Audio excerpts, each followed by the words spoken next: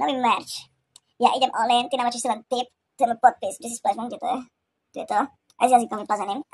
Dobre, to len na úvod, ale toto video bude o niečom inom, hej. Tu idem hovoriť o tom, že náboženstva vás učia ako sa oslobodiť od života. Ale ja vám hovorím, aby ste sa ponorili do života. Zbožnosť podľa mňa spočíva v tom oslavovaní života.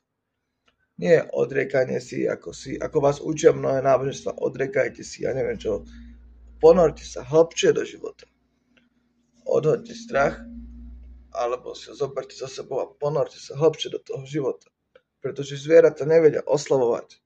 Môžete vidieť nejaké opice, ako sa hrajú, ale nemôžu oslavovať. Oslavovať môže iba človek. A náboženstva chcú znižovať náš rast vedomia a náš stupeň vedomia tým, že ako keby nám zakazujú oslavovať. Ale práve vtedy, keď oslavujeme, to je najzbožnejšie, čo môžeme spraviť. A vtedy rastie aj naša úroveň vedomia. Takže hovorím vám, že užívajte si život, jeho mnohorozmernosť. Ponorte sa do toho a žite naplno.